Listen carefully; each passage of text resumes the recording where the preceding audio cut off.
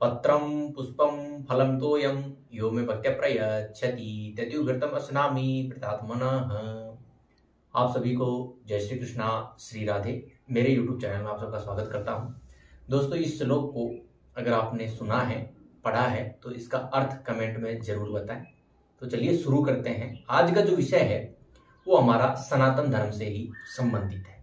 देखिए, अगर आप सनातन धर्म को समर्थन करना चाहते हैं, यदि आप जाग रहे हैं और सनातन धर्म की ओर बढ़ रहे हैं, तो आपको आपके परिवार वालों कलयुग के अंदर भगवत प्राप्ति के लिए और इस धर्म के प्रचार के लिए दो ग्रंथ, सिर्फ श्री रामचरितमानस और श्रीमद् भगवत गीता, ये दोनों आपके सम्मुख हैं, आपको दिखाई दे रहे होंगे।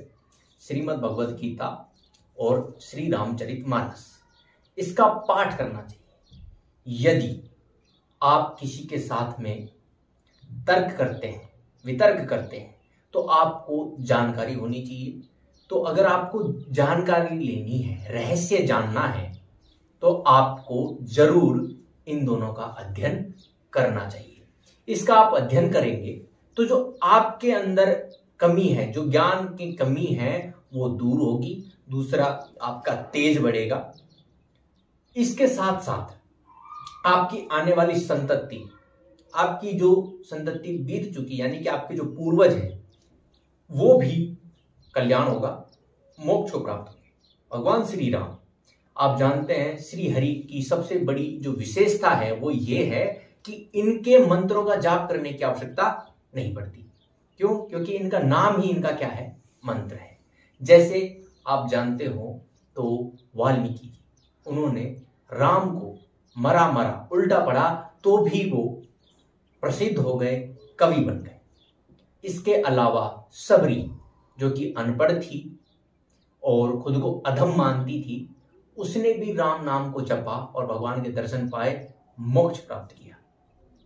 तो इनका जो नाम है वो ही मंत्र है। राम नाम की महिमा के शास्त्र भरे हुए हैं। तो आपको कल्याण चाहिए, अगर आप समर्थन करते हैं इस धर्म का, तो इन दोनों को जरूर पढ़िए।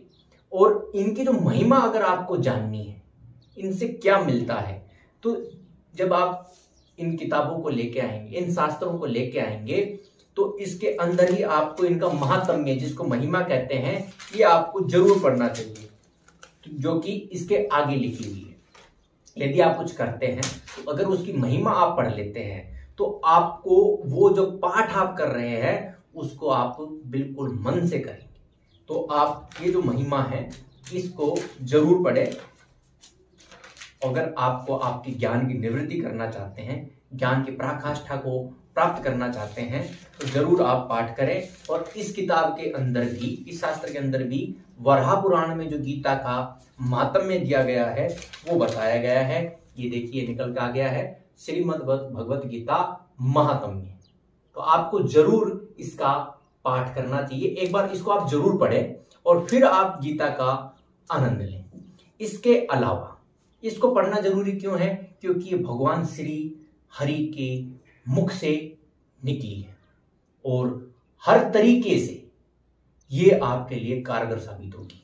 उस जमीन के लिए जहां आप रहते हैं, उस क्षेत्र के लिए, जिस गांव में आप रहते हैं, जिस कुल में आप पैदा हुए हैं, उन सब के लिए असरकारी रहेगी।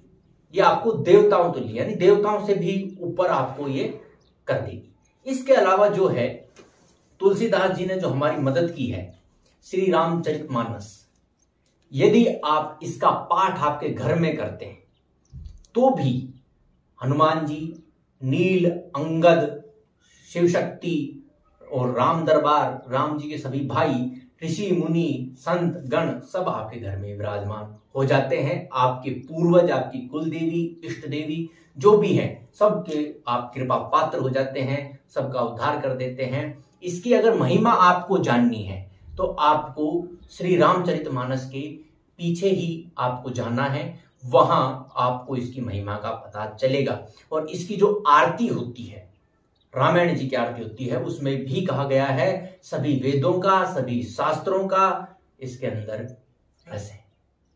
तो तुलसीदास जी ने हमको इतना कुछ दिया है, ऋषि मुनियों ने हमको इतना कुछ दिया है, तो आप इन शास्त्रों को जरूर पढ़ें। चाहे एक श्लोक पढ़ें, चाहे आधा श्लोक पढ़ें, लेकिन पढ़े जरूर। और अपने पड़ोसियों को, अपने बच्चों को, जो भी धर्म में आस्था रखता हो, उन सबको आप जरूर ये पढ़ाएं। और इन चीजों का यदि आप दान करते हैं, वितरण करते हैं, तो भी ज्ञान रूप से भगवान की भक्ति प्राप्त होती है। और इन सब के अंदर भगवान राम के द्वारा नवधा भक्ति के बारे में बताया गया है। संत और असंत राक्षसों के, संतों के गुणों के बारे में बताया गया है।